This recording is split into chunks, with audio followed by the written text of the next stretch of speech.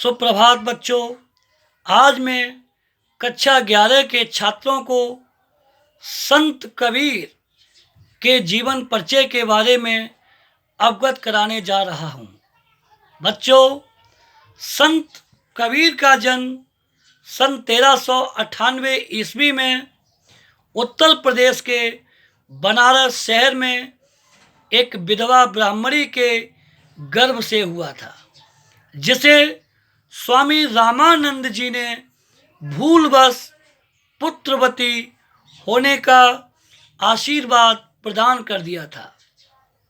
लोक लाज के कारण वह विधवा ब्राह्मणी उस नवजात शिशु को लहर नामक तालाब में बहा आई। वहाँ पर एक मुस्लिम दंपत जो निसंतान थे, नीरू और नीमा ने उस बालक को उठा लिया तथा अपने घर लाकर पालन पोषण किया तथा उस बालक का नाम कबीर रखा। संत कबीर के गुरु का नाम रामानंद था, जो तत्कालीन समय के एक प्रसिद्ध संत थे। संत कबीर पढ़े लिखे नहीं थे, लेकिन साधुओं की संगत में रहने के कारण इनके पास काफ़ी ज्ञान आ गया था। संत कबीर ने अपनी भाषा में काफ़ी सरल शब्दों का प्रयोग करने की चेष्टा की है। संत कबीर का किसी भी भाषा पर पूर्ण अधिकार नहीं था, इसीलिए इनकी भाषा को सधुक्करी भाषा कहा जाता है। इन्होंने एक रचना लिखी है जिसका नाम बीजक है, जिसके 3 भाग हैं, साखी, शबद और रमैनी। साखी में दोहे हैं, शबद में पद हैं तथा रमैनी में चौपाई हैं। संत कबीर ने हिंदू मुस्लिम एकता पर बल दिया है, जातिवाद के द्वेष को मिटाने का प्रयास किया है तथा जीव हत्या को दूर करने का प्रयास किया है। इसके साथ साथ वे पत्थर पूजा के भी विरोधी माने जाते हैं। कहा जाता है कि जिस समय संत कबीर का अंतिम समय निकट आया तो उन्होंने काशी से मगध की ओर प्रस्थान कर दिया, क्योंकि तत्कालीन समय में कहा जाता था कि जिस व्यक्ति की मृत्यु काशी में होती है उसे स्वर्ग मिलता है, और जिसकी मृत्यु मगध में होती है उसे नरक मिलता है। इस अंधविश्वास को दूर करने के लिए ही संत कबीर अंतिम समय में मगध चले गए, और कहा जाता है कि जब इनकी मृत्यु हो गई तो मृत्यु के उपरांत हिंदू और मुसलमानों में आपस में झगड़ा होने लगा।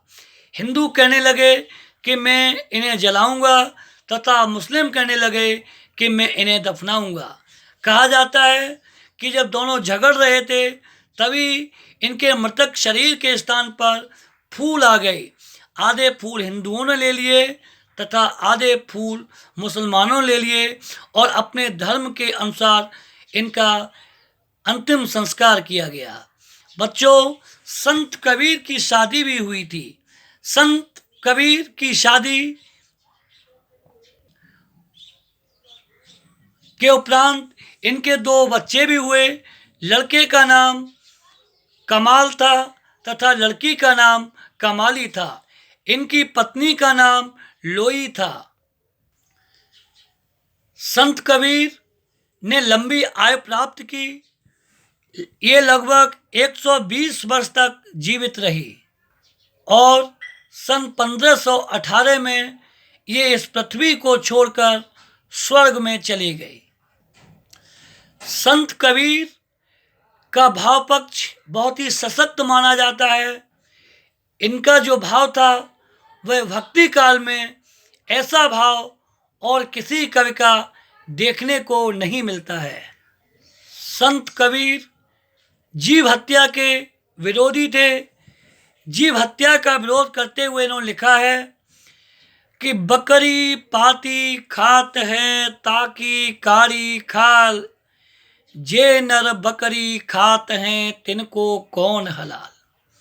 इन्होंने मूर्ति पूजा पत्थर पूजा का भी विरोध किया है और लिखा है कि दुनिया ऐसी बावरी पथरा पूजन जाए, घर की चकिया नाय पूजी, जाको पीसो खाए। इन्होंने हिंदुओं और मुसलमानों के आडंबरों पर भी जमकर कटाक्ष किया है तथा समाज को पूर्ण रूप से सुधारने का अथक प्रयास किया है।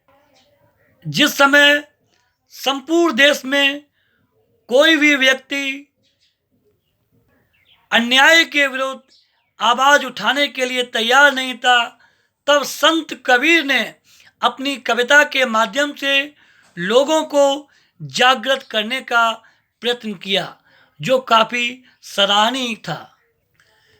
प्रिय बच्चों, संत कबीर के विचार, उनके भाव आज भी परम प्रासंगिक दृष्टिगोचर हो रहे हैं।